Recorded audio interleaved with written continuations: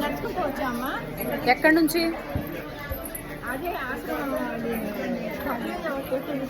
నుంచి. అమ్మా అసలు ఊరు నుంచి వచ్చారు. ట్రైన్కి వెళ్ళి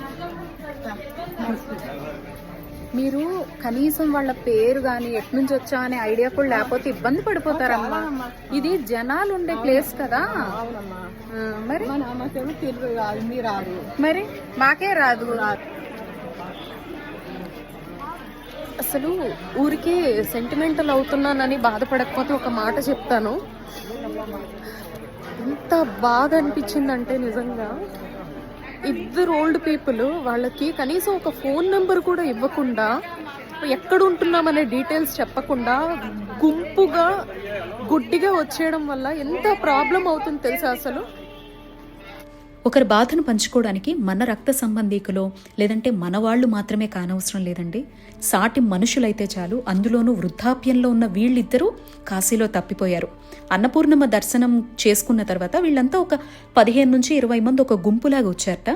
వీళ్ళ చేతికి ఇంత పెద్ద ప్లేస్లోకి వచ్చాము, ఇక్కడ లక్షల మంది దర్శనాలు చేసుకుంటారు, గుంపులు గుంపులుగా ఉంటారు జనాలు, తప్పిపోతే ఎలాగా, ప్రతి ఒక్కరి దగ్గర మనం ఎక్కడి నుంచి వచ్చాము, ఎక్కడ స్టే చేస్తున్నాం కాశీలో, మనకి వాళ్ళకి సంబంధించిన ఫోన్ నెంబర్లు అందరి దగ్గర ఉండాలనే అవగాహన కూడా లేదండి వీళ్ళకి. వీళ్ళిద్దరి పేర్లు ఏ ఊరు నుంచి వచ్చామనేది తప్ప కాశీలో ఎక్కడుండే వివరాలు కూడా తెలియదు.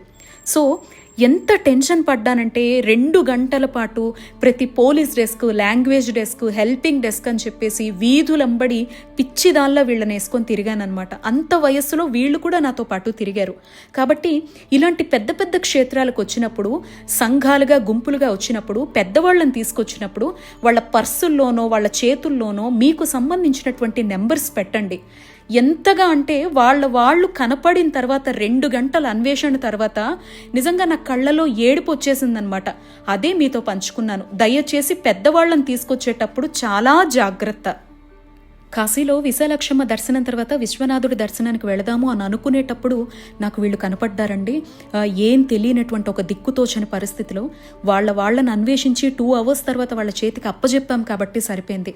మినిమం డీటెయిల్స్ కూడా ఇలాంటి పెద్దవాళ్ళ చేతుల్లో పెట్టకపోతే చాలా ఇబ్బంది పడిపోతారండి. జాగ్రత్తగా ఉండండి పెద్దవాళ్లతో వెళ్ళేటప్పుడు.